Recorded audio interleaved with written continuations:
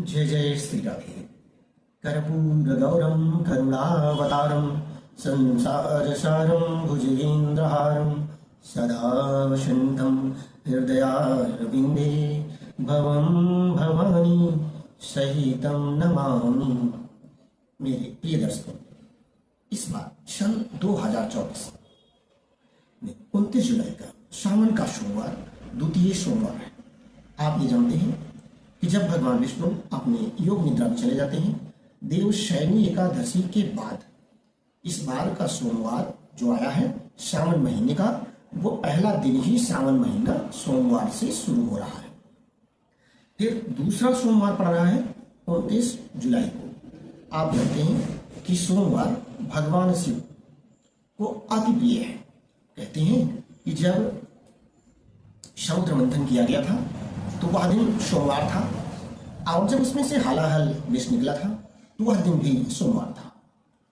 तो उस विष के पान के फलस्वरूप भगवान शिव के शरीर में बहुत पीड़ा और ताप उत्पन्न हो गया। इस ताप के निवारण के लिए ऋषियों मुनियों ने, देवताओं ने भगवान का रुद्राभिषेक किया। तब से सावन के महीने के सोमवार का महत्व बढ़ता चला गया, और आज भी हमारे सभी दर्शक और शिष्य सावन के सोमवार में विशेष तौर पे भगवान शिव का बहुत ही विधि विधान पूर्वक अर्चन करते हैं, जिसमें भांग, धतूरे, दूध, दही, घी, शहद, बहुत सारी जड़ी बूटियां, बहुत सारी औषधियां, बहुत सारे पुष्प आदि सब भगवान शिव को अर्पित करते हैं। ओम नमः शिवाय मंत्र का जप करते हैं और महामृत्युंजय का भी जप करते हैं। भगवान शिव की सुंदर सी आरती करते हैं। तो मैं शिव की आरती करते हैं तो मैं अपनी सभी दर्शकों के लिए कुछ गुप्त साधनाओं को लेकर के आया हूँ। ये गुप्त साधनाएं जानते सब लोग हैं, करते सब लोग हैं, लेकिन उसका विधान उनको नहीं पता है। सोमवार का दिन चंद्रमा का दिन होता है और नवमी तिथि माता दुर्गा की होती है। तो मैं ये कहूंगा कि रोहिणी नक्षत्र भगवान कृष्ण का होता है। तो भगवान कृष्ण, माता दुर्गा, चंद्रकुल के भगवान कृष्ण हैं।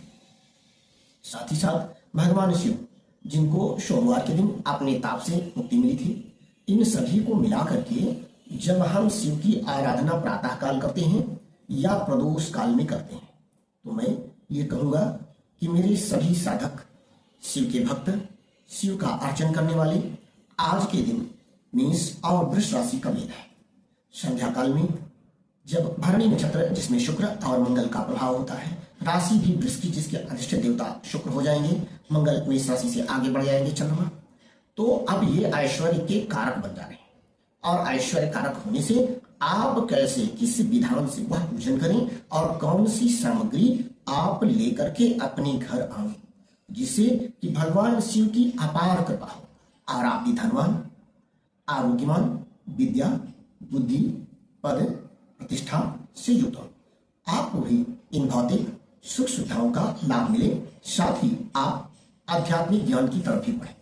तो मैं ये कहूंगा कि सबसे पहले भगवान शिव को गंगा जल, दूध, दही, घी, शहद और काला तिल, उसमें थोड़ा सा गुलाब का जल मिला करके आप भगवान शिव को अर्पित करें।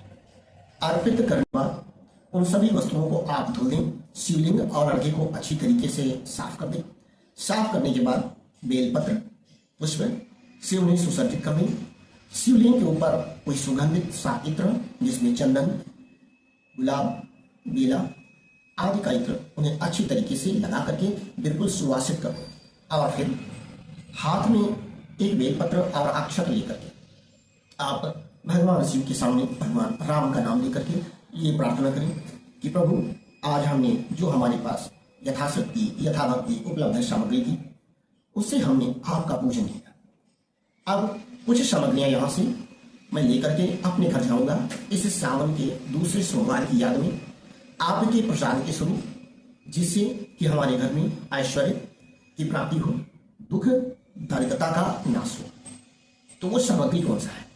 मैं कहूँगा कि जितनी भी चंद्रमा की राशि वाले हैं, अर्थात कर्क हैं, वृषभ हैं, मीन हैं, यह सभी राशि वाले एक सुंदर से सफेद रेशमी रुमाल में आप महकता हुआ पूरी चावल ले आवे, जिसमें खूब खुशबू आए, और उसमें एक चंदन का इतड़ा में एक जोड़ी आप हल्दी की गांठ डाल दें।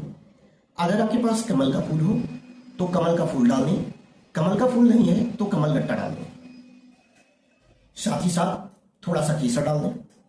ये सभी चीजें डालने के बाद एक बेलपत्र भी अर्पित करें और अर्पण के पश्चात आप इन सभी सामग्रियों में से थोड़ी सी सामग्री निकाल करके भगवान शिव को अर्पित कर दें और ये सभी सामग्री बांध करके शिवलिंग से स्पर्श करा के प्रदोष बेला में आप अपने घर लेकर के चले आओ और प्रतिदिन उसे अपनी तिजोरी में रख करके प्रतिदिन उसे धूप दीप करते रहें और भगवान शिव से घर पर ही प्रार्थना करते रहें कि हे प्रभु, इस वर्ष के दूसरे सोमवार के दिन मैं कुछ गुप्त वस्तुएं आपसे प्रसाद स्वरूप लेकर के आया था, जिसमें मेरा उद्देश्य था कि मैं ऐश्वर्यशाली भाग्यशाली बन जाऊं और मेरे दुख कष्ट पूर्णतः नष्ट हो जाए।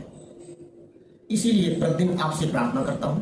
तो आप जानते हैं कि महकता हुआ चावल जिसमें चंद्रमा और शुक्र दोनों का मेल है, जब आप चंदन या गुलाब का इत्र डालते हैं तो वह शुक्र का प्रतीक हो जाता है। जब आप हल्दी डालते हैं तो वह गुरु ग्रह को शांत करता है। जब आप केसर डालते हैं तो राहु केतु और गुरु तीनों ग्रह शांत हो जाते हैं। अब चूंकि वृष राशि प्रदोष काल में लगी होगी, एक टिकिया उसमें श्वेत शुद्ध भीमसेनी कपूर का भी डालें और ये सभी वस्तुएं साष्टांग दंडवत करके भगवान से कहें कि हे भगवान, हमारे ऊपर भी कुबेर की कृपा आप करवा दें। आप रावण जैसे महापापी को, महाभक्त को भी बहुत कुछ चीजें दे चुके हैं और संसार में सब कुछ आप प्रदान कर रहे हैं। आप भगवान विष्णु ने अपना सारा कार्य व्यवहार आपको प्रदान कर रखा है। इसलिए राम नाम लेते हुए मैं आपसे अपने ऐश्वर्य में वृद्धि के लिए, अपनी सभी कष्टों से मुक्ति के लिए ये सामग्री लेके जा रहा हूँ और ये सामग्री लेकर के आप अपने घर में प्रदोष काल में चले आऊँ। प्रतिदिन देसी घी का दीपक जलाते रहें। दीपक में पीली सरसों, कपूर और लौंग अवश्य डालें। ऐसा आप करेंगे तो आने वाला जो वर्ष है अर्थात जब अगला सावन आएगा तो इन गुप्त सामग्रियों के प्रभाव से शुक्र, चंद्रमा, गुरु, राहु, केतु अर्थात माता लक्ष्मी और भगवान कुबेर भगवान शिव की कृपा से अति प्रसन्न हो जाएंगे और आपकी तिजोरी में धन धान्य से परिपूर्ण कर देंगे। आपके जीवन के समस्त कष्ट समाप्त हो जाएंगे। मैं दैवज्ञ दिनेश नारायण मिश्र अपने सभी दर्शकों के लिए श्रावण माह में भगवान शिव की कृपा से बहुत शुभ और छोटे छोटे भगवान शिव को, माता लक्ष्मी को, ग्रहों को प्रसन्न करने वाले उपाय प्रतिदिन देता हूँ और बताता भी हूँ कि आप इस विधान से पूजन करेंगे तो भगवान भूत भावन शाम सदा शिव जिनके राम इष्ट हैं वह आपके ऊपर कृपा करके इस कलिकाल के समस्त कष्टों को, समस्त दुखों को समाप्त कर देंगे और आपके जीवन में खुशियों का संचार होगा। मैं अपनी इन्हीं शुभ आशीष वचनों के साथ भगवान शिव को प्रार्थना करते हुए, उनका विधि विधान से पूजन और दंडवत करते हुए ये प्रार्थना कर रहा हूँ कि इस वीडियो से को देख करके जिन जिन भक्तों ने भगवान शिव की पूजा की है, आराधना की है और उपाय किया है, भगवान शिव उनके ऊपर कृपा करें। साथ ही साथ मैं ब्राह्मण और अपने बच्चों के, अपने दर्शकों के विकास की कामना को लेकर के प्रतिदिन डालता हूँ। भगवान शिव भी हमारे ऊपर अनंत कोटि की कृपा करें, हमारे परिवार के ऊपर करें, हमारे माता पिता के ऊपर करें, हमारे समाज के ऊपर करें और हमारे देश के भी दुख, दारिद्र, कष्ट, अज्ञानता और दुश्मनों का पूर्णतः नाश करें।